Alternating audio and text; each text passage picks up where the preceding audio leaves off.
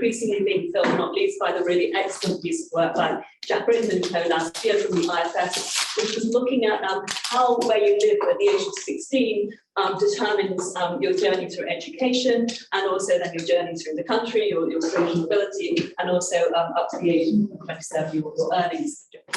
So I think that kind of dynamic sort of view of spatial geography is really interesting. We definitely want to lean into that. And then, of course, we know quite a lot about productivity gaps, perhaps not so much as we know about the labour market. We know, and obviously name check the white paper here, because that did such a great job of pulling together the evidence base on that and extending that work. And also I just wanted to name check the white paper too, because I thought it was really interesting in terms of how it, for example, looked at health inequalities. So there's lots we know, and so a big challenge for us in the Places research team of, where do we add value fundamentally. And then, of course, the other sort of, again, rather banal kind of observation here is what we also want to be doing in our work under this research theme is we want to be leaning into the whole question of economic change. So we want to be thinking about how has economic change in the past played out at spatial level. How are the particular shocks that we're interested in the inquiry, COVID, Brexit and net zero, going to intersect with where we are currently when it comes to geographic inequalities. And of course, importantly, because the inquiry isn't just about change, it's about addressing those long-term legacy problems. How will coming change, or how could coming change be harnessed to kind of attack and kind of address the spatial disparities we see? So that's our objectives, and what are we actually doing to deliver against these objectives? So we're doing 3 main papers, and they're very tightly synced. So the first paper, very originally called Places 1 through 3 at the moment, the first paper is looking at spatial disparities when it comes to household income. And we wanted to focus on household income because, as I said, we know a lot about labour market income at lower level geographies, or perhaps more narrowly, we know a lot about labour market incomes for employees. We don't know very much about the self-employed. We don't know very much about those who are out of work, whether that's retirees, inactive, unemployed. And we wanted to sort of think, obviously, Resolution Foundation, the Living Standards Organisation, fundamentally what we're interested in is household incomes. Places 2 is a really cool paper, I think. It's a mixed methods paper, so qual and quant, and it's thinking about the lived experience of place. So it's about exploring the importance of communities, thinking about attachment to communities, and fundamentally we'll be looking at, of course, what's a kind of cross-cutting issue for the inquiry, which is mobility. Why do people move? Why don't they move? What's going on there? Putting some lived experience there, but also putting some numbers behind the issues that come out of our focus groups. And then Places 3 is looking to understand the causes of spatial disparity in productivity. So again, obviously, the deep review of Henry and Dalway's work has done an awful lot to help us understand the role that human capital plays in explaining the disparities we see across the UK when it comes to productivity. But there's obviously other factors of production, and that's something we'll be looking at in Places 3. And then finally, we've got some cross-cutting reports. So we did a piece of work way back in the summer last year, it feels like a very long time ago, looking at the post-pandemic labour market recovery and how that was playing out at lower level geographies. We've got a piece of work on places in COVID and a piece of work on places in net zero. So that's the programme. So let me tell you a bit about Places 1. So I suppose because we have this ambition to kind of fill in the gaps, we immediately run into a problem, which is data. In a sense, if there were lovely data sets out there in lower level geographies, I'm sure someone would have crawled all over them and got answers to quite a lot of the problems that we're looking at already. So our immediate problem when we want to look at household incomes is that our go-to data set, which is households below average income, is not available at lower level geographies beyond the region. And even at the regional, actually, we have to bundle 3 years to get decent sample sizes. So quite early on in this process, our sort of eyes lit upon the gross disposable household income data set, which is obviously national accounts data. And we liked it because fundamentally it's a long time series. It goes back to 97. It's really clean and consistent, and it's available at a local authority level. But obviously it's not a survey data set, and it's also it's national accounts. So it's structured in a way that's consistent with Eurostat level budgeting requirements and all kinds of different budget lines in it. So what we did is we spent quite a lot of time doing this kind of compare and contrast of these 2 data sets and thinking about, what is there real value to GDHI, and can we kind of finesse the GDHI data set to help us understand the household income disparities at the authority level. And we probably can't read the teeny tiny little label on this, but fundamentally just look at the key on the right hand side. So what we see when we do this compare and contrast is the following. So we see We see a very similar set of budget lines in HPAI and GDHI when it comes to what I think is a kind of cash flow measure of income. So in other words, I think the sort of thing that I think most of us think of as income, money coming into your pocket. So your wages and your salaries, your self-employed income, your pensions income, your investment income, your private pension income, your benefit income. That's the blue bars. And then we see deductions, because obviously what we're interested in fundamentally is disposable income, income tax and national insurance map across nicely, other taxes, council taxes, the main one's not perfect match across the two data sets, but it's kind of good enough. The treatment of housing costs is really different in the two data sets. So obviously HPAI gives us data on housing costs for all tenures. GDHI only gives us data on interest paid by mortgage homeowners, which is really annoying because it means we can only create a before housing cost measure from this data set. A few kind of oddities on the end, but we can kind of deal with those. And then the other thing, which is why I've put opportunities in brackets at the top, that we have in GDHI data is this golden part at the top, which is income imputed from. So we have data at local authority level across the time series, the income imputed from insurance policies, from pensions, wealth, and critically from housing. And we'll come back to that at the very end. But what we can do, and what we have done, is we can finesse our GDHI data to get it to look something like HPAI. It's pretty good, actually. There's a few sort of kind of fiddles we have to do, but on the whole, we can kind of reconcile these two data sets. Now, a big caveat, of course, is GDHI is aggregate. So all we can do is produce a mean. We can't produce a median. And given that income is not normally distributed, that is a major problem. And I will come back to that again in a minute. But you know, for in terms of like looking at relativities across areas, GDHI definitely seems to be an underexploited data set. So we've gone ahead and exploited it. So what do we find? Well, if we take our what we call our cash measure, GDHI cash measure of income, which is as closely mapped to HPI as possible, we can take a look at the coefficient of variation.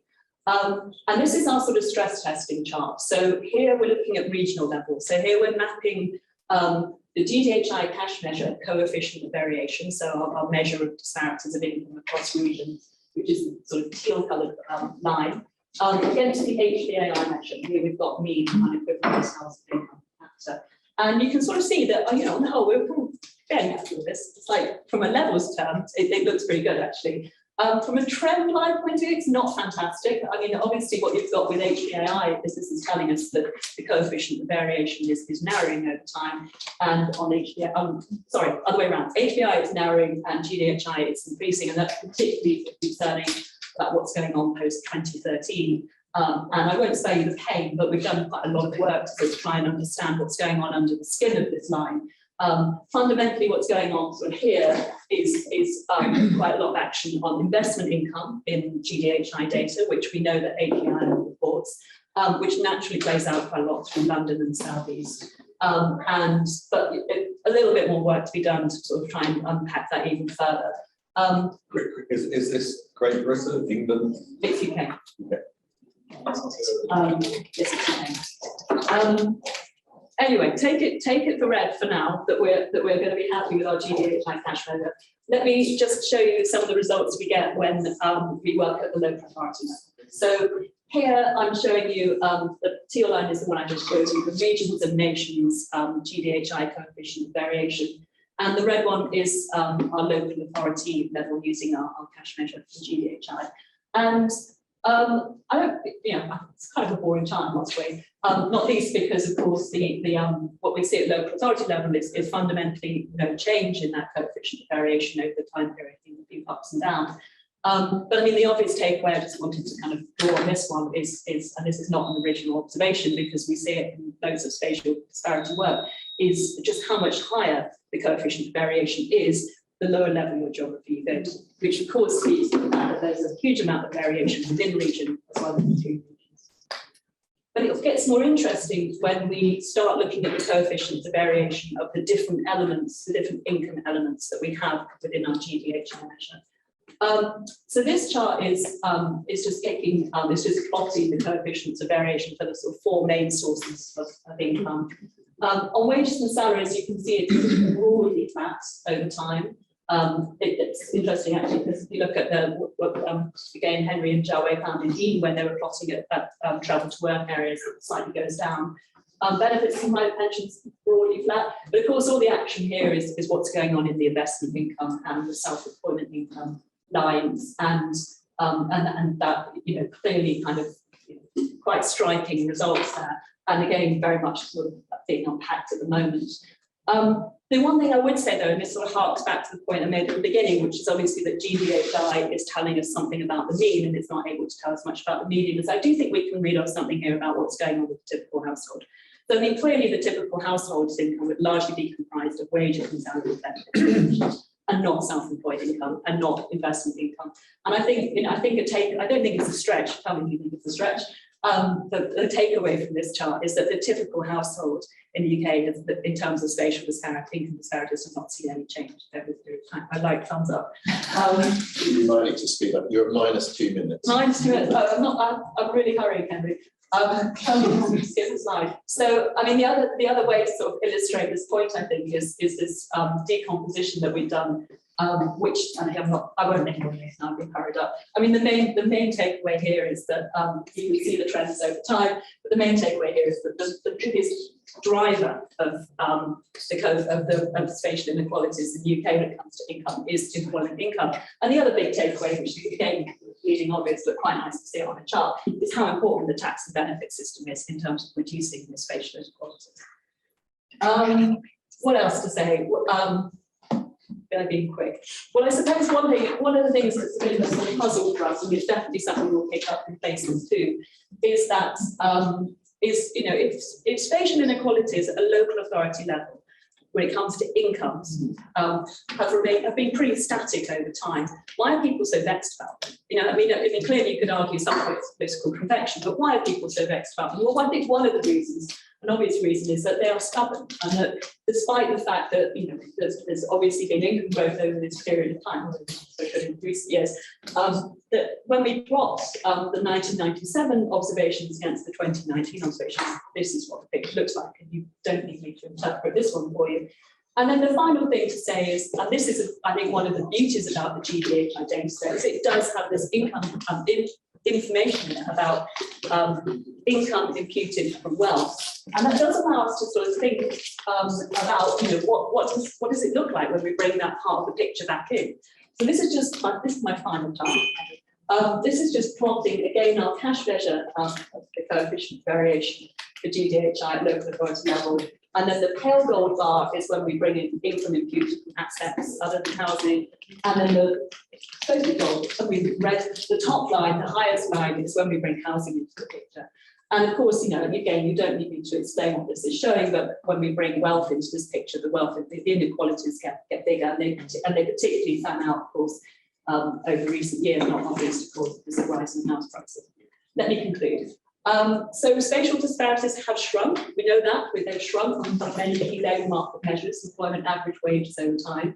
But certainly our local authority level analysis is suggesting that the typical household spatial income gaps have changed very little over the last couple of decades. I should say that's on the before housing cost measure. It's very worth thinking about what's going on with after housing cost measure. We do have these interesting observations about what's going on with self-employment, what's going on with investment income. Wealth gaps have increased between local authorities, although, sort of note to self, this obscures the fact that, imputed housing wealth, is being paid for in the here and now. People are having to pay off their mortgages, of course, and that has a living standards impact. And that's where we are currently. And of course, what we're going to do in the future is bring this all together with the work we're doing with lived experience and productivity gaps. Sorry, go ahead.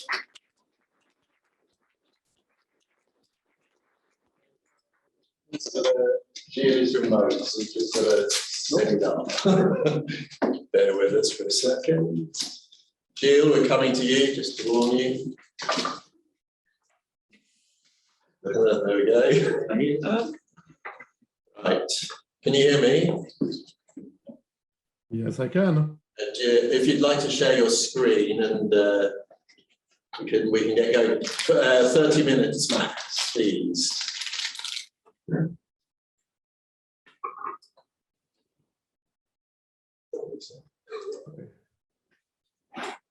Is that working? Yeah, all good. Okay, well, thank you very much for inviting me. Good day, everyone. It's still reasonably early morning. I've seen that Enrico has joined, so it must be super early morning for him. First, some considerations, personal considerations. It's 2022, and I'm being asked to talk about 2030. First time I came to CEP, it was 1994. Time flies when you're having fun. So, oops, what's happening here?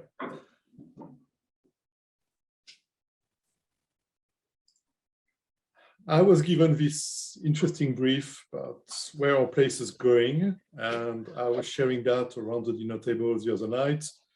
And my 13-year-old daughter looked at me funny and she said, "Daddy, isn't that obvious where places are going? They're just going nowhere." Nowhere, they're places. I think she may have been right in more ways than she intended. So what I would like to do is try to understand our current landscape in developed countries. I think there's lots of commonalities here. So it's going to be a story of spatially uneven labor demand shocks, trends in preferences in demand for places, and some inertia in the adjustment process, but maybe with different groups adjusting at different speeds. So maybe my prediction for places 2030, that's the only one I will make. Maybe it will be more of a reflection of the 2020, 2022 economy. I'll develop that over time. So let me start with a series of disclaimers. There's no way I'll be able to compete with Lindsay and her numbers, so I will avoid being too UK specific. I used to be able to claim some expertise, but that was a long, long time ago. So I'll make some comments, some side comments about the UK, but I won't go further than that. I will be carefully sloppy about the geography. Sometimes I will, places, sometimes that will mean regions, sometimes that will mean cities, maybe sometimes even neighborhoods. So I think I know what I'm talking about every time, but I don't want to clutter my talk with definitions and lexical considerations about that. So maybe I will behave like Humpty Dumpty in Alice in Wonderland. When I use a word, I mean just what I choose it to mean, neither more nor less. I will also leave discussions about policies for the panel. What I just want to highlight in my talk is really what I think is the awesome power of those fundamentals that are driving the evolution of places. I also believe that climate change is the great challenge of our times. But it's only 30 minutes. I would love to be able to talk about transportation, CO2 emission, and constructions and buildings. I think there's lots of really interesting stuff here to talk about, but unfortunately we don't have time to do that, so I decided to skip it all together. We can come back to those issues in the panel. So what I will talk about is technology shocks first, then what others have called well before me is the rise of the consumer city, then try to understand why, despite so much change, there's actually so much change in the fundamentals, the equilibrium is not moving that much. So try to understand this adjustment process, and I will finish on COVID and work from home, which I think is an interesting new development. So my starting point is twofold. First, you know that, but I know that as well, but it never ceases to amaze me. It's the concentration, the spatial concentration. In all countries, here I say developed countries because there will be some wrinkles that differ across rich and poor countries, but it's true everywhere. So the fact here is that 70 to 80% of the population is concentrated in pockets of countries that represent 3 to 15% of the land. The UK may be more on the higher side. Where I live in the US, we're certainly on the low side. France has less than 1% of the French territory that's covered by buildings, and maybe another 2% that's covered by roads and paved and stuff and parking lots. as you know, there's still place to do more. What's also interesting is that the population across these pockets, you want to call them cities, dense regions, or whatever you want, is also pretty unevenly distributed. So as a rule of thumb, you know, it doesn't work perfectly. Certainly it doesn't work perfectly in the UK, but the biggest place is going to be about twice as big as the second biggest. So in the UK, like, well, just like in my native France, well, that's about 4 times or 5 times, but on average, well, across the world, well, that's about twice, 3 times as big as the 3rd biggest place, 4 times as big as the 4th biggest, and so on and so forth. So there's a lot of disparities here. What we also know is that those pockets grow or decline only very slowly. And a major cause behind this unevenness is agglomeration benefits. And also to explain this heterogeneity, I think we need to call on the notion where a first nature will advantage. Then income is also high, unevenly well distributed well across places. Again, I won't try to compete with what's been said before.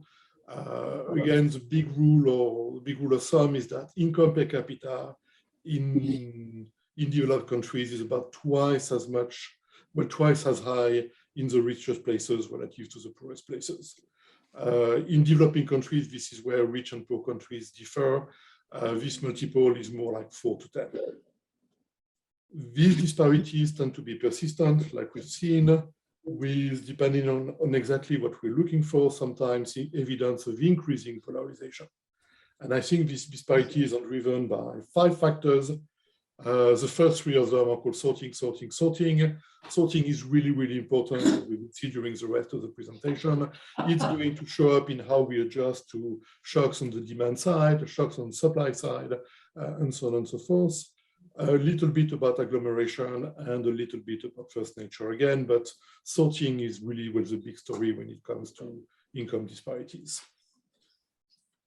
I've heard several times in discussions with people in the UK that the UK is somewhat different and stuff.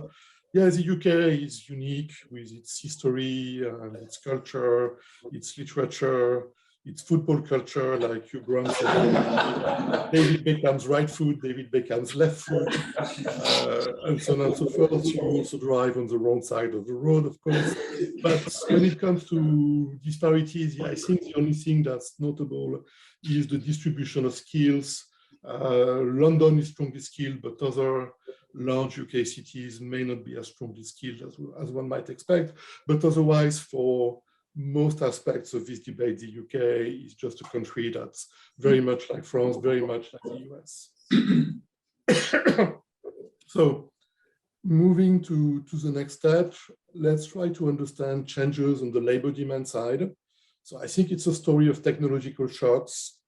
That's some work that we've done back in the day with Diego Puga that's been pursued over the years with some interesting recent empirical work by Claire Lelage and some co-authors, Fabian Eckert at San Diego, and a bunch of others.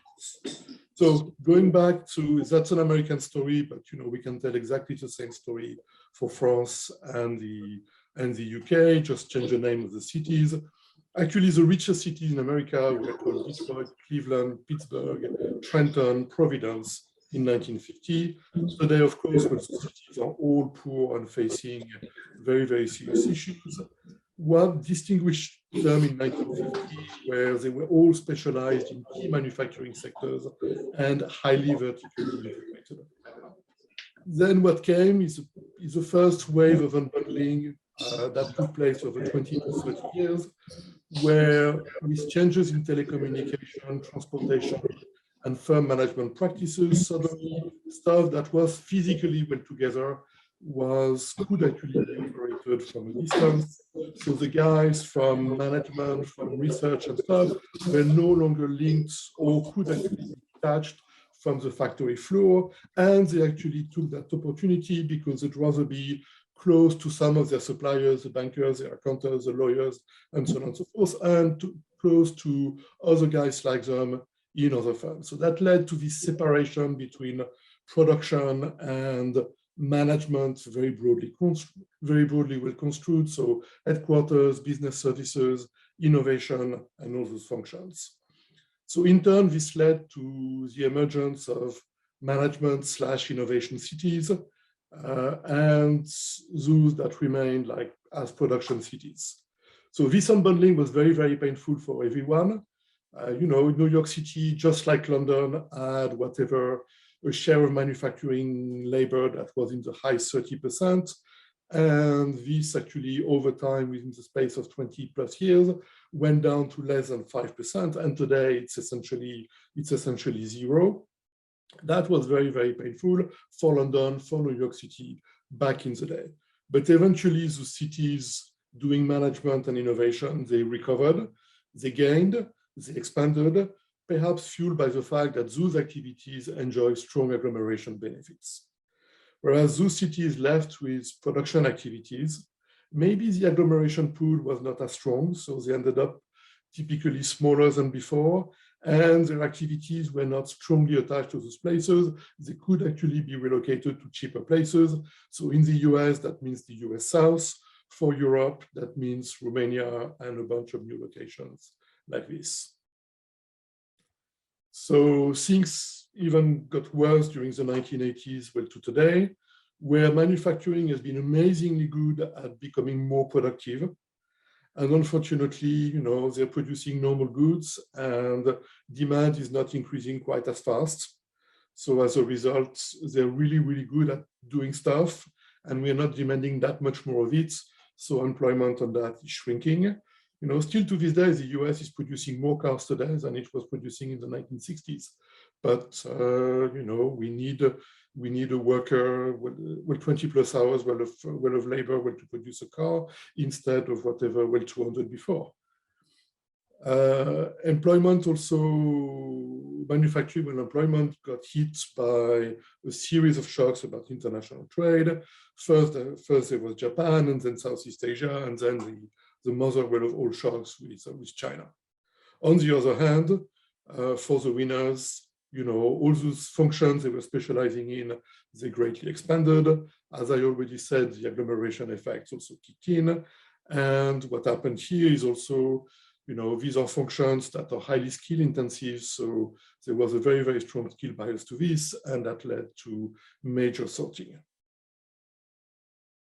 So what we're seeing here is some polarization, urban, regional. And, you know, those technology shocks that I just described are really important part of the story, but not the entire story. To be noted, I will come back to that soon. I think work from home is just the latest of the shocks. There will be more of them. Maybe you know what they're going to be. Personally, I don't, but I just know that there will be more such shocks that will contribute to scramble the landscape. What's really interesting, and again, I will get back to this, is that these shocks did not lead to a major redistribution of the population. Instead, they caused big changes in the composition. So let me be more specific and take two examples. When we look at Seattle since 2000, you know, Seattle is one of the most prosperous cities in North America. It's hosting two of the firm's most valuable firms. Nonetheless, its population growth is less than impressive 1.4% per year. Let's go to San Jose. It's even worse. You know, San Jose is possibly the place that invented today, right? In the past, they invented the future. Perhaps the most predictive part of the known universe. Population growth 0.6% per year over the last 20 years. But what's interesting is that actually in the 1980s, San Jose was, with a little bit of exaggeration, was a blue-collar city, right? Most of the population was employed in fabs assembling microchips. And today, the share of people with a master or higher degrees is more than twice the national average. So that was for the labor demand side. Now let's look actually at the supply side, or the demand for cities, depending on how you think about that. And what we're observing is that over a long period, residential choices are increasingly driven by amenities. There's this conjecture, which I think is true, that amenities are a luxury good. Perhaps a taste for amenities is amplified by high education. And the first wave of that is, at least since the 1980s, perhaps even before than that, a movement towards, in the US, towards what we call nice weather. So that's been documented by Ed Glazer, Jordan Rappaport, and others. With similar developments in Europe, that was also nicely documented in work some years ago by Paul Cheshire and Stefano Magrini. Then there's been a more recent wave which is more about urban amenities, where people, especially young, educated people, seem to be attracted by low crimes, museums, restaurants, high-end specialized retail, you name it, all those urban amenities. There's a particular issue of school quality that in some parts of the world, the US, well, notably, maybe to a lesser extent with the UK, where center city schools may not be as good. So it's slowing down with that process, but there's still a very, very strong appeal of urban amenities for younger, more educated people, and in some parts of the world where schools are bad, those who happen to be still childless. I think one of the key developments in urban economics in the last 10 years, and particularly in the last 5, has been this realization that those urban amenities are highly endogenous. Actually, Enrico will speak after me. He was at the origin of this. And then some work by Rebecca Diamond at Stanford, my colleague Jesse Henbury, and my former student, well, Victor Couture. So showing that actually, as soon as those groups of people with high disposable income, who tend to be younger and more educated, show up, restaurants, retail, product variety, and so on and so forth, will follow those guys, and in turn will actually benefit them greatly. So this is highly consistent with the story that Joel Waldfogel put together many years ago. So put slightly differently, there are agglomeration economies not only in production on the supply side, but also in consumption. And for those agglomeration effects, the social composition of residents greatly matter, both in creating them and enjoying the benefits from them. So are those trends going anywhere? I think they're not. You know, the fundamental drivers behind those preferences for urban amenities and the return to cities is people with higher income, more education, and delayed childbirth and family life. You know, I'm not seeing those trends going anywhere. If anything, they're getting mildly stronger. So, which means that we will need more space to accommodate those guys. So I think we'll keep talking for the foreseeable future about the next nice place to be in, the next cool place to be in. So in the US, well, the last two are, I think, Nashville and Ann Arbor, well, in Michigan. In the UK, that's Bristol. So maybe Bath is the next one, or already I'm behind the curve, I don't know. But we'll keep talking about those issues. We'll keep talking about gentrification as well, because, you know, when this population arrives in those traditional urban neighborhoods, so not only there's an issue of bidding up the prices relative to what the incumbent residents were able to afford. It looks like this is actually not the key issue, because gentrification doesn't seem to be leading to such a massive exodus of legacy residents, but it's more like this, again, this story of endogenous amenities, where when those guys show up, the character of the neighborhood is changing. At some level, this is for the better, but again, for legacy residents, that may not be what they like. And because of those changes are lumpy, you know, like a bunch of people showing up in Nashville, showing up in Ann Arbor, it means that there's some sorting and resorting that keeps happening. So how can we reconcile those, I think, major changes, both in the demand for labor and the supply of residents, i.e. where people are willing to go, with this apparently very slow moving equilibrium. You know, historically, actually, prosperous and attractive cities, they grow by 2 to 4% a year, not the 0.6% of San Jose, not the 1.4% of Seattle. Actually, you know, I went back to Wikipedia yesterday, and Detroit between 1910 and 1930 grew by an astounding 6.3% a year.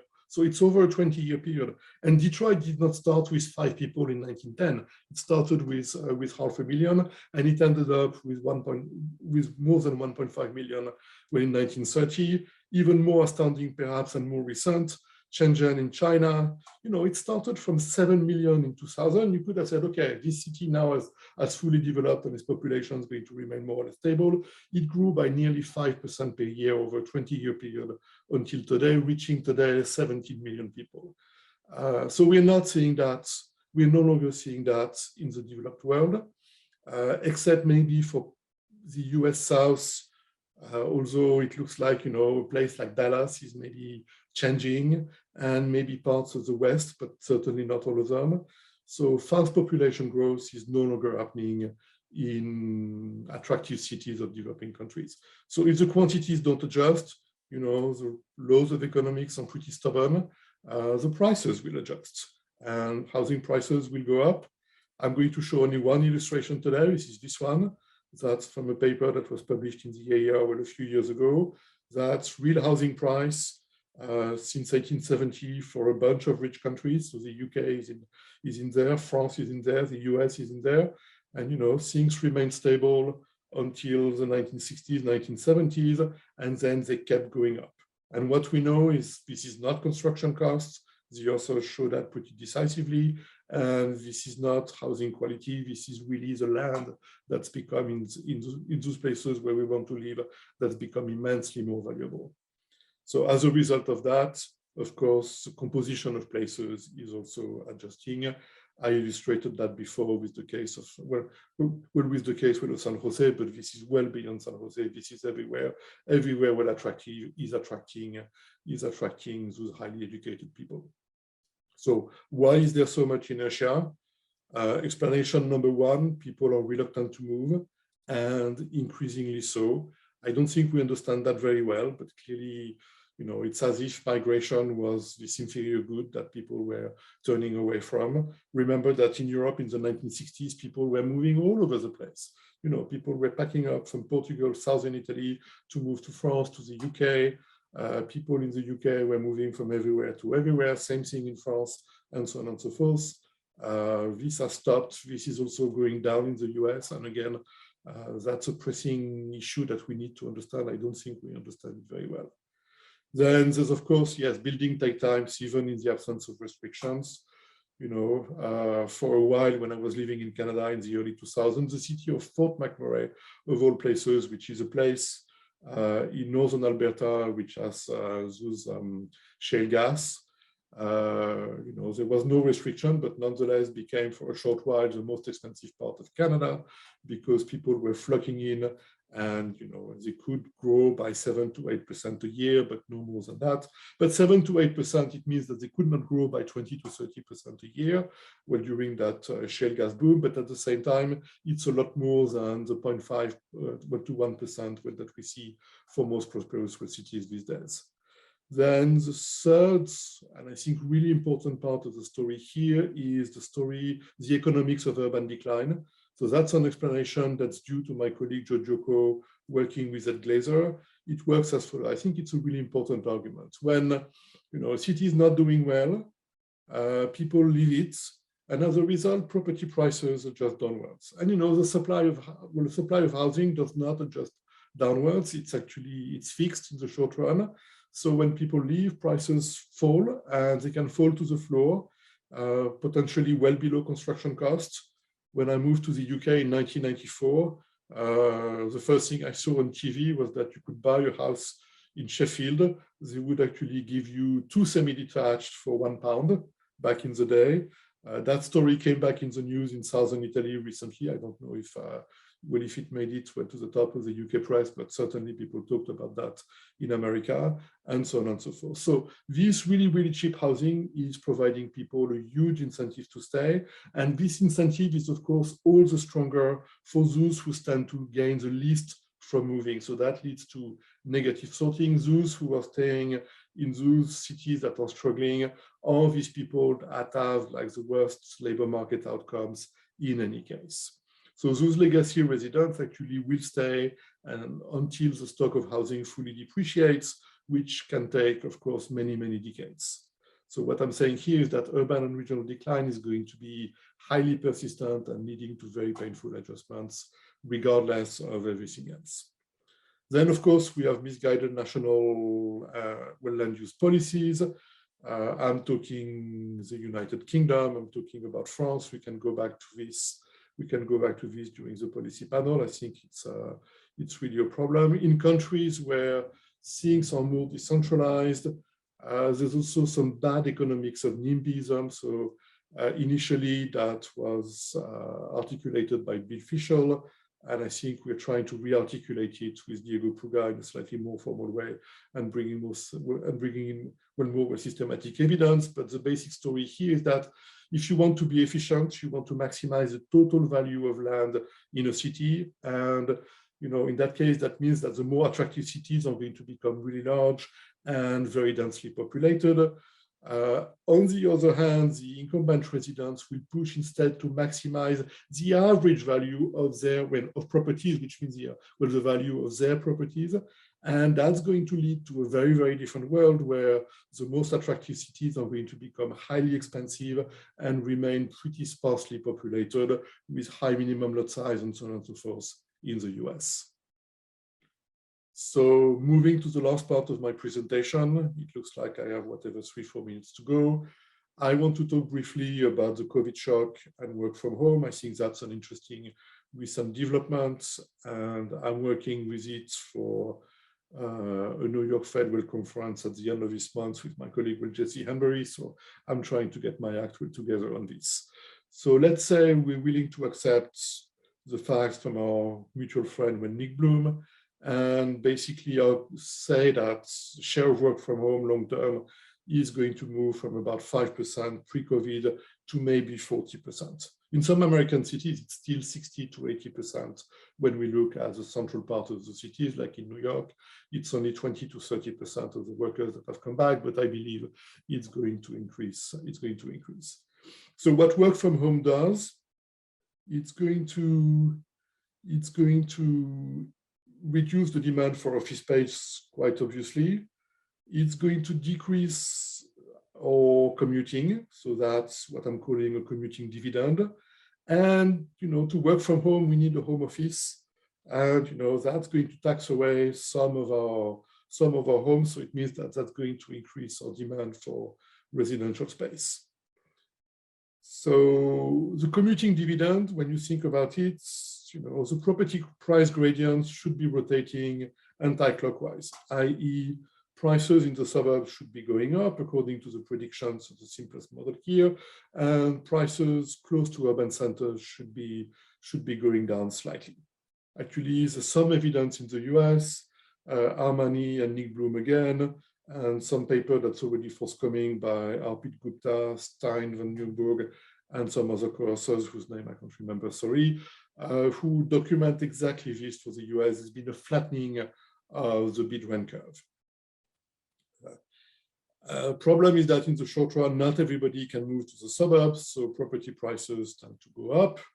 Then, the home office tax, whatever this is, 100 square feet, maybe 10% of someone's dwelling, I don't know, let's take this bet. Given what we know about the demand for housing, this home office tax is going to shift the demand for housing up.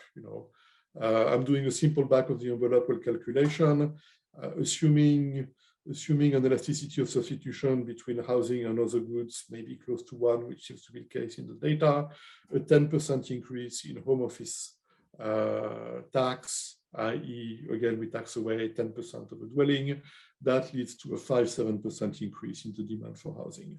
So that should also propel property prices up. And this is what we've certainly seen in most of the US and many other parts of the world. Those land use housing choice effects have been magnified by a bunch of things. The first is, having fewer workers in urban centers for 2 years or so, that made many urban amenities unsustainable. Lots of restaurants have closed down, sandwich shops have disappeared, and this and that and stuff. So in turn, this is making those urban centers less attractive.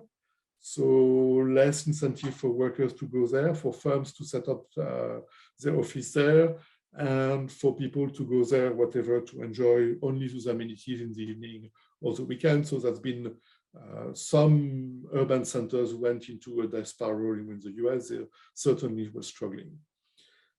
We may make a case about agglomeration effects as well.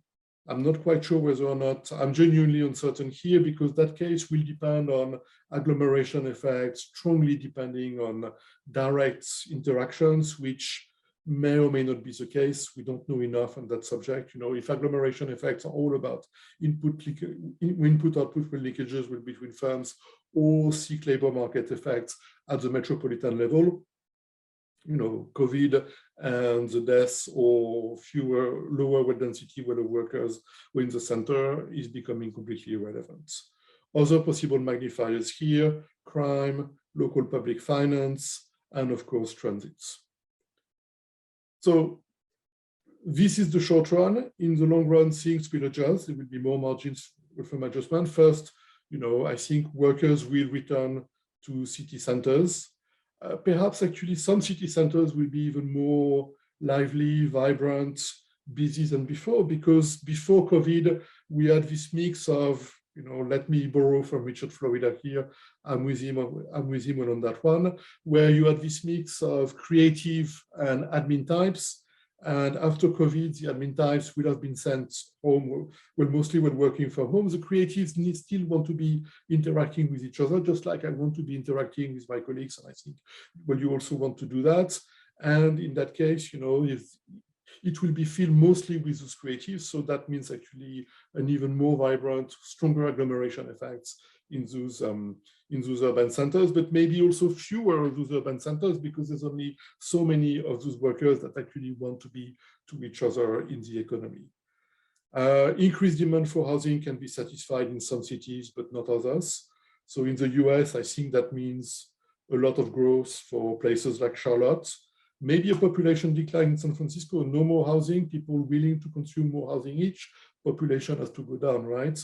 And the increase in and the expansion, the future expansion of Charlotte is actually already priced in by the real estate industry in current prices, in current developments.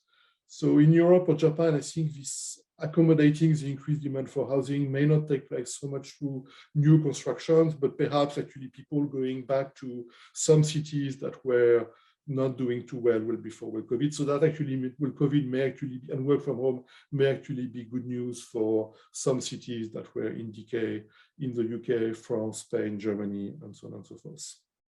So I'm slightly over time. So in my negative 1 minute, let me conclude. There's been changes in technology and the organization of work that kept hitting at the distribution of economic activity over space, leading really to some major reorganization. Work from home is only the latest of these shocks. There's been also deep trends in the demand for cities where households actually are demanding a lot more amenities, and those trends are still very much with us. At the same time, the equilibrium is barely moving. This is because there are lots of frictions to that. And those frictions are both sometimes natural, people not willing to migrate, it takes time to build, but also institutional, associated with collective action in the case of NIMBYism. So because prices do not adjust, because quantities do not adjust, prices will, and this is reinforcing sorting. So as a result, the current geography today of economic activity is really reflecting yesterday's economy and is struggling to adjust to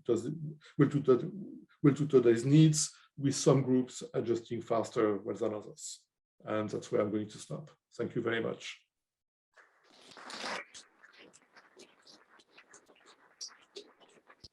Great stuff. Thanks, Jill. If you can just mute yourself for a minute, and Andy will respond, and then we'll open it up to general chat. Andy. Henry, thank you. Afternoon, everyone. Sorry to be late to the party, but it is nice to get to a party, actually. And Tim's managed to escape as well.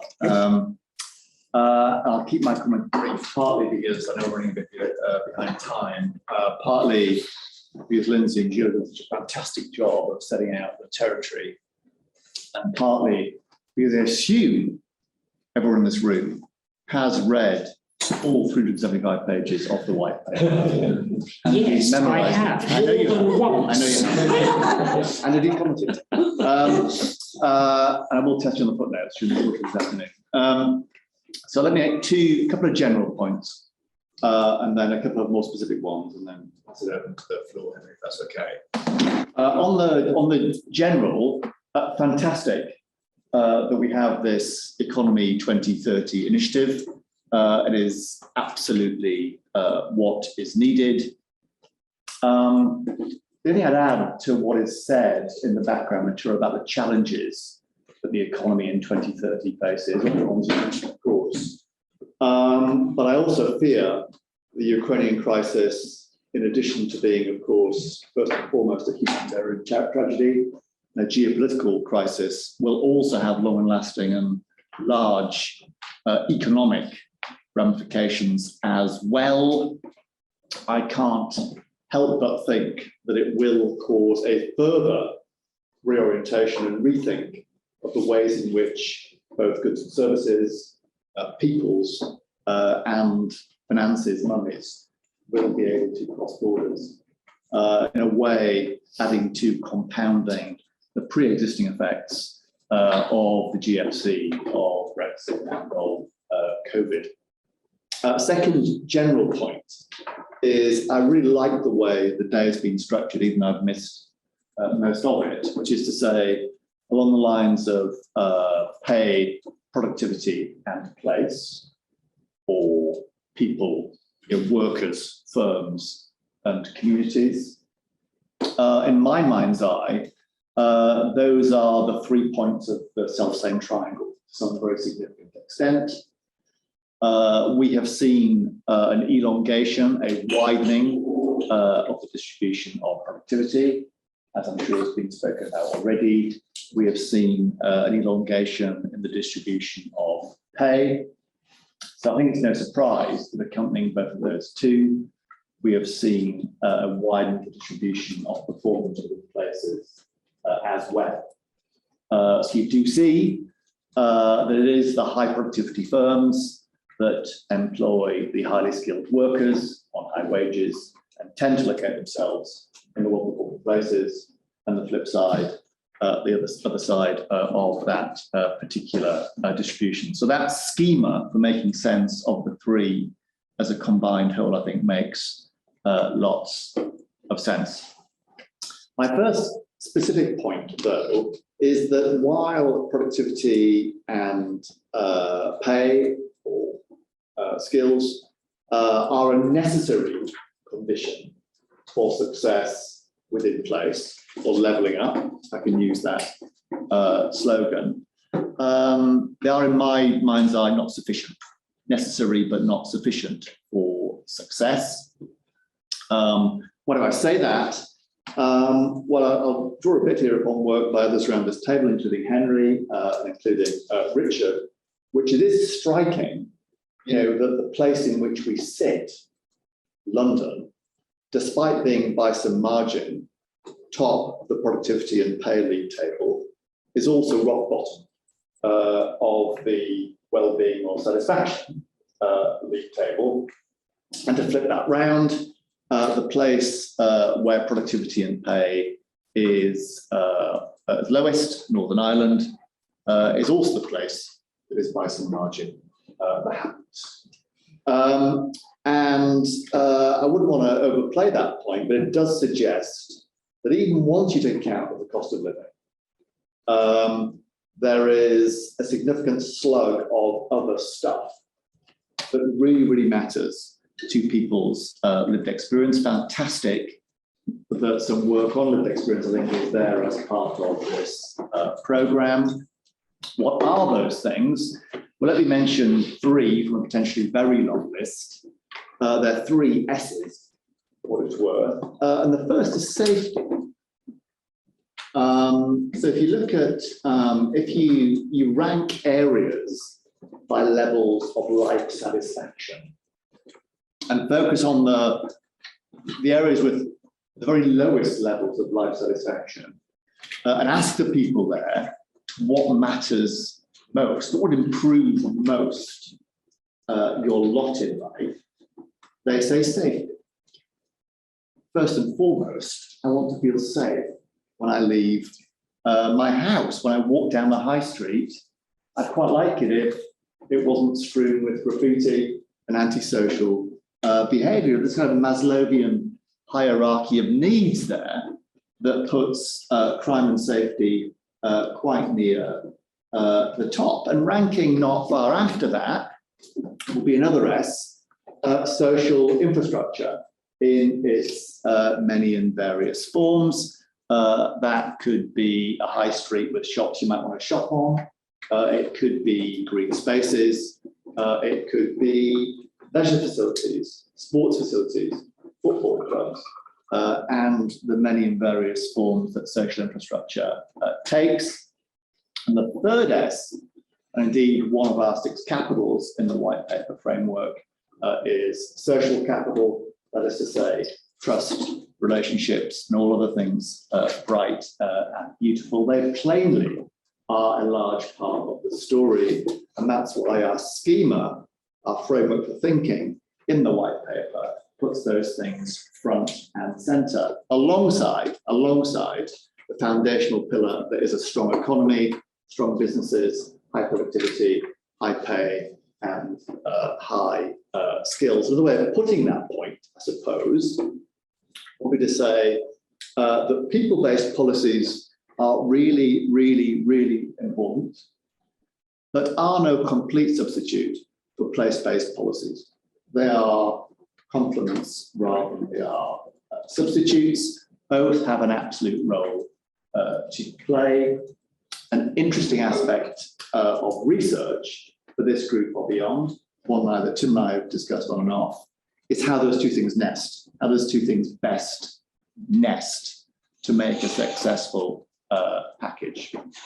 Let me just end on policy and what we say about policy in the white paper. Of course, a lot could be said about policy. Let me summarize it though in a single sentence, which is that the white paper, in essence, was about a new model of government and a new model of governance. And let me unpack that just a little bit. New model of government, what does that mean? That means rewiring the Whitehall machine so that considerations, spatial considerations, enter the bloodstream of each and every policy decision that is made. I can say a bit more about how we're seeking to achieve this low suspicious miracle if there's time, but that is certainly the intention. And on the new model of governance, one element of that, I think a crucial element, given the starting point for UK PLC, is a further significant step forward when it comes to decentralising and devolving powers to local leaders. And to be clear, by local leaders, I don't just mean mayors and local government. Often the very best examples I see of levelling up across the UK are led, sometimes it's led by local leaders. As often as not, it's led by local universities. It's led by local businesses. It is led by local members of civil society. And this is a new model of governance because the ask of government in those places, in those situations, isn't the traditional write us a check and leave us to get on with it. In some cases, it does require a slug of seed confinancing to de-risk a local project and to crowd in private monies. In other cases, though, the answer isn't just about money, or in some cases, not at all about money. In some cases, it's a question of, could you help tweak some regulation, remove some planning restrictions to enable us to act on our local intentions? In other cases, again, it's about the catalytic or coordinating role of central government, bringing together local anchor institutions, universities, local government, local business, the holding of the ring role of government to catalyse clusters. And the work that RAIN and the CBI have done in some ways, the trick here is to turn what are currently actual or embryonic clusters of high pay and high productivity into genuine superclusters of high pay and high productivity. And the role of government within that is to be empowering of local leaders and to be enabling of those clusters, which is a different model of governance than I think we've had at times in the past. And Henry, that's enough just to kind of kick us off. Great, thank you very much.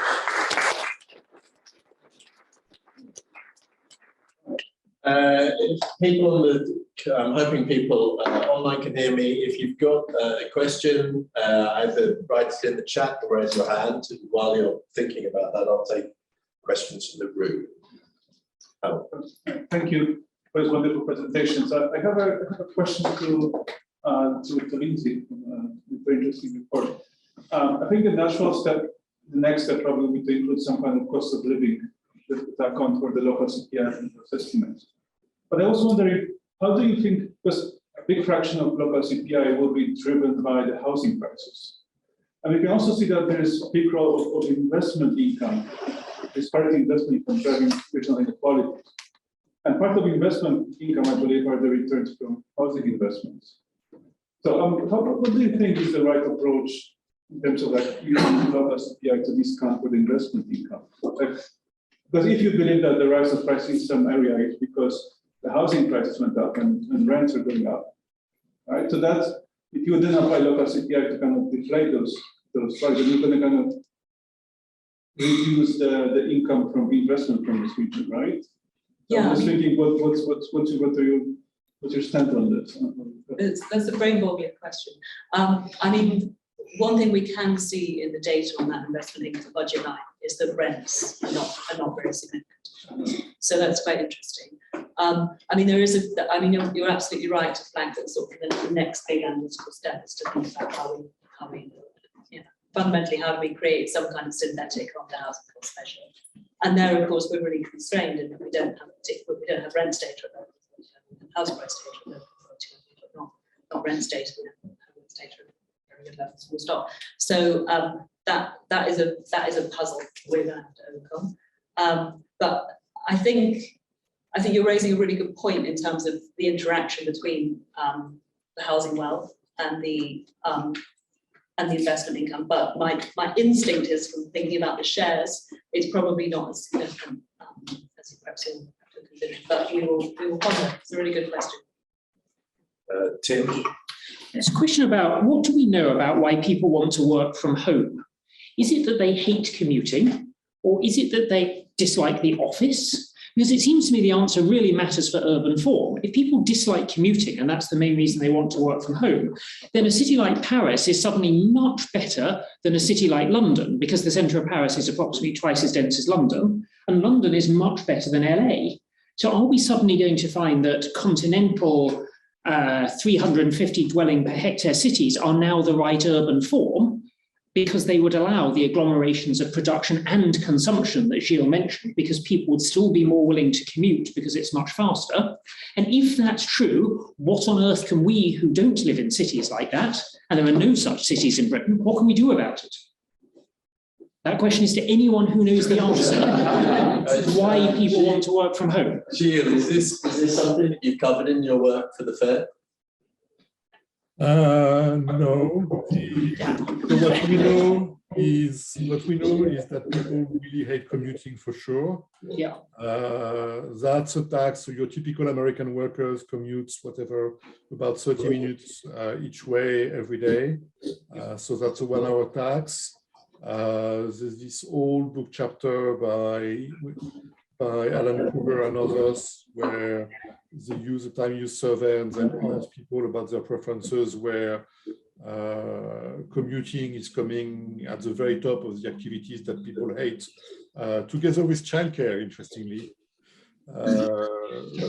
So hating the office, I think it's, I'm certainly not an expert. I think there's probably a whole range of a whole range of things here, ranging from people indeed who truly hate their co-workers and stuff, who have a lot of music with us, etc., to places which are really pleasant. And personally, I've always been in very pleasant workplaces, so I don't have much to say about that. Actually, Barbara, I wonder, because there was some discussion on this morning, and I did point at Barbara to see if she'd be willing to come in. Yeah, I mean, Say what's in that. another reason why people like to work from home because it gives them more flexibility about organizing the work the way they want, depending on whether you have, for example, young children, Yes. carry responsibilities. I mean, that's a much easier way to sort of combine work and parenthood in a sense. Yeah, and then whether that comes at a cost, I think it's hard to tell because so far there is very little evidence for this kind of flexible forms of work, and there was very little of that, to be honest. So the long-term developments are largely unknown, but probably COVID has given us a very useful testing ground. And if it is about kids, that's a testable proposition, right? Because people who have kids are generally of a certain age. You know, they're younger than I am, for example. And so you could see about the difference in preferences by age for home working to see if it is about having kids. So for example, in terms of preferences by gender, there isn't an awful lot of differential, to be honest, no, in the working from home. There is a little bit between parents and childless. But like if you look, for example, at surveys where you ask people, what are your plans about working from home after COVID? There isn't an awful lot of difference between men, women, parents, non-parents. It seems quite flat. Right, let's bring it to mothers, although I was going to joke this morning when you showed that men had stopped doing all the childcare, but it's because we'd spent a year with our kids. And we picked up on Jill's points. One over here and then David. Hi, I have a question for Gilles. So the cities that Gilles mentioned in his presentation that seem to have a high growth of 5% or above seem to have been experiencing a manufacturing boom. And the cities then that he compared them to, San Jose or whatever, or Seattle, they experience let's say a lower growth rate because they experience a boom, let's say in services sector or in digital sector, which technically are less labor intensive.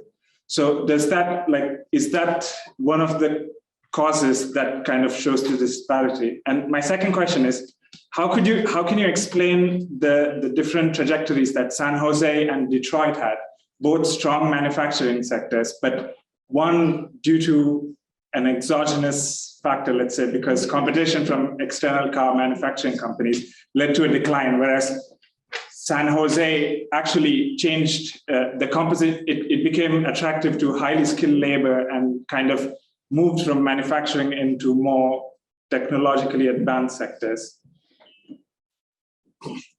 Okay, these are hard questions. Thank you. First part, your observation is certainly true.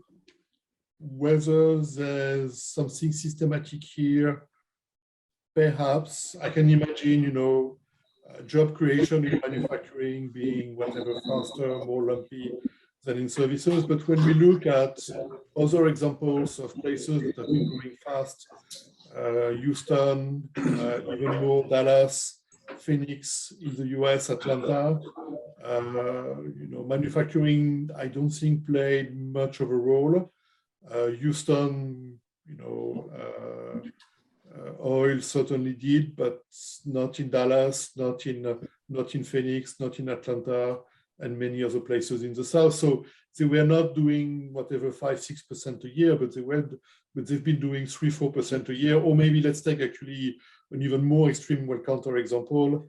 The fastest growing city in the US between 1970 and 2010 is Las Vegas, and I don't think there's any manufacturing in Las Vegas. I'm not bet on that. So, I think you're probably right.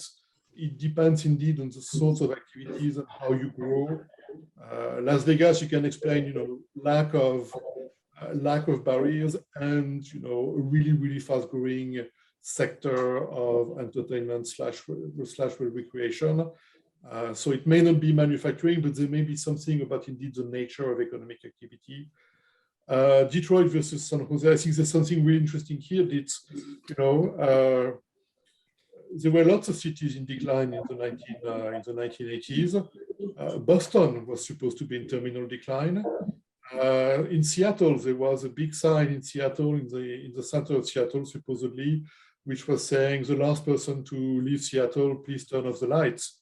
And those cities managed to turn around completely because they managed to develop, or they got lucky, and there was a development of those new activities organized around business services, the internet, and so on and so forth.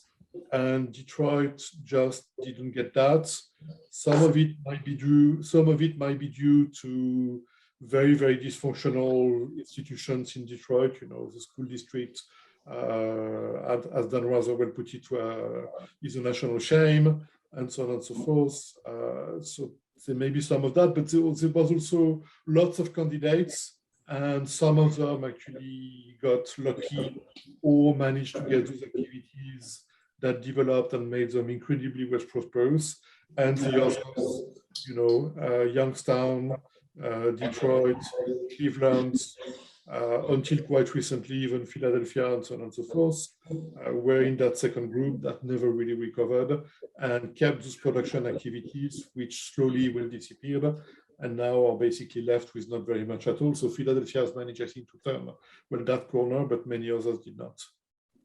Right, thanks, Jill. Hold on, let's just, before we go to someone in the room, Helen, let's loop back around on working from home. Yeah, this is a problem with home working. It's very difficult to interrupt at the right time. Yeah, so just because Gilles mentioned it in his slides and then it came up again, and apologies to Barbara because I missed the session this morning. So just say, I'm trying to work with Ellen Greaves, a PhD student at Bristol, but formerly of the IFS, to try and look at whether we can see any widening of the geographic labour market as a result of working from home. And we're trying to use the secure version of the annual survey of hours of earnings to do this, where we've got the work postcode and the home postcode. And we thought it would be easy to find something, partly because there's a CEP research looking at house price changes and house prices going up in the suburbs, exactly as Gilles said. My impression, though, is that in the UK, at least, it doesn't take that many people to move to start shifting these huge house price increases. And it's actually quite hard to find this sort of exodus from London, perhaps once we get the 2022 data. But one little thing that we think is probably true is that the young people who would normally have entered London during COVID probably stayed with their parents. So definitely there are fewer young people reporting living and working in London during this period. And we're kind of hopeful that the people who are moving out are the people, well, like me, who moved to Bristol. Gilles is entirely true. This is a cool place to move to. We have chair vacancies, so yeah. People in their 30s with kids are going to be the ones moving out. But despite when I started this project, it's actually quite hard to find these people who hate commuting so much that they then move out of London for good, and or change, or are living outside of London and then suddenly get a job in London. But we are trying to look for it. Excellent, thank you for that. I have to say that when I saw some of the wildest predictions about people moving to Cumbria, I did go and look how many long-term vacant houses there were in Cumbria. And I think it can house about 260 people. So the predictions of mass moves seem somewhat odd. So I was like, sorry, David, you've been very patient. No, it's all right. And a fascinating presentation. And actually, I wanted to try to answer speculatively Gilles' question about why are fewer people moving? And the comment we've just heard, I think, helps get to the answer, which is the increasing importance of the family. Because one of the themes in our inquiry is lower mobility, trying to understand it. When you think about what's happening, you've got several social trends that would lower mobility. We've seen, indeed, more and more young adults living with their parents, a trend exacerbated through COVID. The bank of mom and dad often have an implicit term, you'll stay quite close, won't you? Because young adults have less space to live in, it's also increasingly the warehouse of mom and dad, so a lot of your stuff is still kept with the parents. You have inheritance mattering more than earnings, so being on good terms with the people who actually have the most important asset matters more. And going back to our very opening, on use of childcare, your model was a two-generation model, but actually grandparenting matters more. And there's evidence that grandparental time with young children is increasing as rapidly as parental time with young children. So contrary to the kind of modernist picture that we'd be in a society where family mattered less, I think it's a society where family matters more, and that allows mobility. And double earner couples. And double earner couples. And double, yeah, so double earner couples, you certainly have grandparents. Yeah, well, this actually, it does come back to something we're struggling with on housing costs, because one of the things I think about treating housing as an asset is if you've got two kids, it's a liability, because at some point you want them to be housed somehow. Yes. And if prices have gone through the roof, your wealth, all of your housing wealth goes to them. That's very different to obviously genuine assets, which you pass on or spend down or do whatever you want with. Max. Yeah, just a quick one on working from home. We've been talking about it as if it's a worker decision, it's a joint decision. So, workers decide, well, employers decide, and generally employers are the ones who've got the weight on this. We know, I think, from the survey evidence that employers are much less keen on working from home and hybrid working than workers are. And the US survey evidence suggests it's like double the number of days, right? Employers want about 1 day a week or 2 days a week. That gap may be closing now, but I think one of the things that explains this lack of urban exodus is it's not a set of high labour power workers moving out. It's just like that many. Just briefly add to your point, what you say is important. Oh, I'm sorry. No, go on. Go ahead. There is a difference between employers' plan and workers' plans, and also there is a difference that interacts with the level of salaries or with the skills. So, for example, for the very high skill, the plans of workers and employers roughly coincide. But the very low skills, they don't. They're very far away because for employers, they want them but less. I'm sorry, I jumped in. I think Sorry, actually, Ren, you are absolutely in my blind spot, because by the time I get past Richard and Tim, I can't see you. So, Ray. No, it was only, I guess, just from, because obviously we speak to businesses a lot, like throughout the whole pandemic and now, and I think that actually employees have more of a voice, particularly, but I think you're absolutely right on the kind of higher earners, more in that service led, kind of above average income. I think employees have more of a say in where they work than employers, and it's like a sort of bargaining process as to where it ends up. But because particularly now, right, it's a really competitive labour market in terms of trying, what are the biggest constraints on businesses growing at the moment? It's finding people. Therefore, you're competing in the space of how do I make my business as attractive to employees as possible, and having a flexible approach to where you work is one of the areas that businesses are competing on. So actually, I think individuals have more say over where they can, over where they work. But I think all the presentations were really fascinating, and particularly like the fact that we're also looking at the focus on sort of life satisfaction as well. And I think what is particularly interesting in the UK context is, right, geographically we are so small, and yet this reluctance to move seems to be here in the UK. When, if you think about that in a North American context, the reluctance to move is geographically so much further spread out. So that kind of proximity to family in a UK context is very different to in a North American context, because cities are so much more spread out and where people end up. So I guess that was just any comments from any of the speakers about that reluctance to move and the geographical kind of concentration in the UK. Lindsay, anything on reluctance to move from the work you've done? Well, certainly work we've done in the past has pointed to the sort of growing fanning out of housing costs as a real drag. The other obvious thing to say is, the conversation about working from home is fundamentally quite an elite conversation, isn't it? So, we know what is it? 50% of the workforce can't work from home. Physically their jobs don't allow them to do so. So I think, we need to keep them alive. There's, the really obvious point is if you're on a minimum wage, living in I don't know, Gateshead, why would you move to the south? I mean, you're going to be on the minimum wage and your housing costs are going to correction. So I think, I think very much sort of speaks to what Gilles was saying in terms of we have to be alive to what's going on with housing in this conversation around place. So actually, let me tilt a bit, and Andy, I'm going to slightly put you on the spot here, and I will remind people before I ask Andy this question, this is Chatham House rules, so please no attribution. But I mean, one of the risks when we started off this project, I do remember, I think Torsten or Steve joking that, there's always a danger in listing, your shocks up front. And I have to say, I don't think any of us had in mind the Ukraine type shock when we were doing that. But on the Brexit and COVID, the white paper didn't say that much about Brexit and working from home and the COVID shock. I won't ask you why, but I'm intrigued.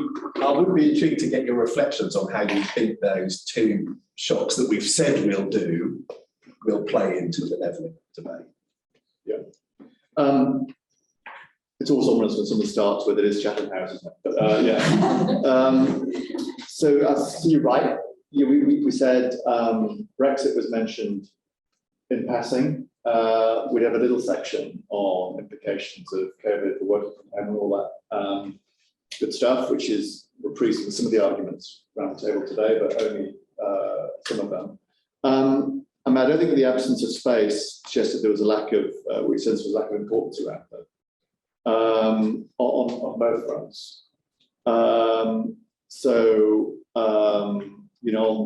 On COVID and on working from home, my sense of the evidence, I wasn't here this morning to Barbara to speak about it, was that there are some genuine big questions there about how much of this is a significant and seismic shift to people's working patterns, and how much of it will prove to be transient. So we said relatively modest amounts, I think, partly because we're fairly open-minded as to which way this would flow through, and if that helps at all.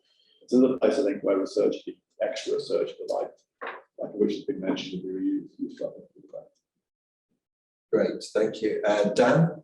Thanks, Henry. I want to mention briefly that one of our inquiry papers called Begin Again had a whole section on working from home. And interestingly, we found that parents wanted to spend, more parents wanted to spend none of their working time at home than people without children. So more people with children want to be out of the home. And then my question was, and it goes to what Andy was saying, but I'm interested in others' views on it. If we did make somewhere like Leeds safer, with better high streets, do you think that would, the improved social, your S's, do we think that that would, on its own, have a big or a small effect on getting higher paid people who would have otherwise gone to London to stay in Leeds? Or do we think we need to do things that help firms move there? It's like the chicken and egg thing. Is it the people or is it firms that drive the relocation of economic activity in the UK? Because that's a very people-focused approach. And I wonder what we think about the other side of the coin. How important are the 3 S's? I think they matter a lot if they're not there. As with any of these things, I mean, if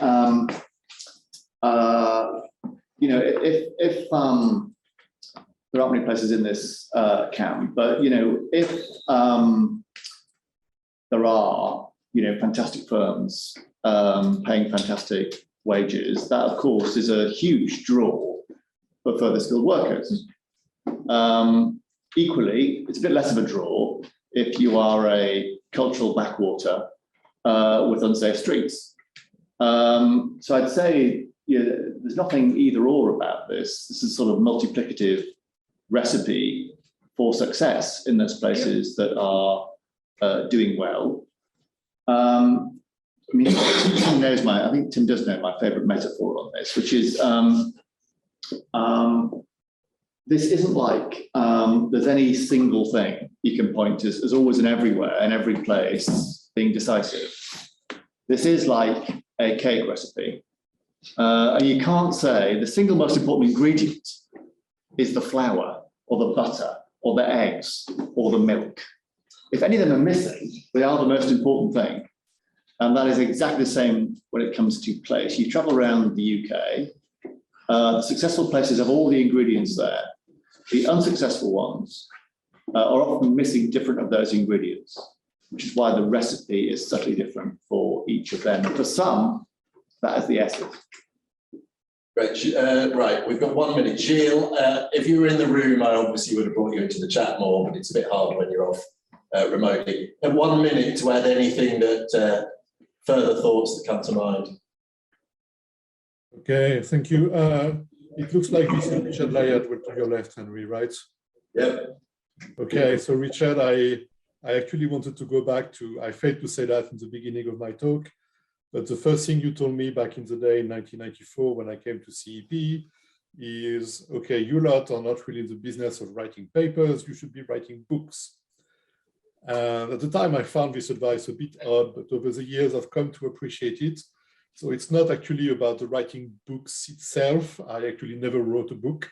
I never wrote that book, but it's really about investing and in some area of knowledge and trying to become somewhat well knowledgeable and develop some expertise. So this one, I've actually hopefully followed it, and whatever, many years later, I'm here. So I'm still grateful for that advice because it played an important role. I would like to make two substantive points. I think between what Andy and what David said about migration, yes, there's something going on about family, people's preferences for places changing. I think here, the key concept that we need to explore more is maybe this concept of state dependence. It looks like people have become more place dependent in the formal sense of state dependence. I think that's something probably we need to work on a lot more, because again, we are not understanding those migration patterns very well. Housing costs, let me make some further comments on this. I fully agree with what's been said, but there's probably more to the story because housing costs are just a component, a big one, but a component of a bigger local price index. And what we're seeing is that in the US, that's work by my colleague Jesse Hanbury and David Weinstein, price index is perhaps much lower in those places that actually are really expensive because they tend to offer a whole lot of things, and even if we don't value one variety too much, I mean, even with a low weight on variety, that's still a really big number that we get at. And we can make the case that the elasticity of the price index for consumption goods with respect to city population is negative, and perhaps significantly so, -5 to 10%. So that's something to be considered. I don't think the message came across with the Atlantic very well. And related to that, there's also when people of a certain group stick together, or locate together, the supply well of retail will react to that. So if you have a whole bunch of whatever upper middle class people, they'll get their whole food and so on and so forth, and their price index for their particular group locally will also decline significantly. So I think this should be a much bigger part of the debate than it's been so far. Otherwise, thank you very much, and I'm really looking forward to the next part with Enrico presenting. Great, thank you very much. We better stop there because those of you who are online, it's a different link for Enrico. Enrico, that is a particularly important thing to note for you. So hopefully you shot me on the link for your lecture. It's in the chat, so people can use that. But make sure you join on the other link. Those of us that are in the room, we've got 8 minutes to grab coffee and get back. Right. Thank you.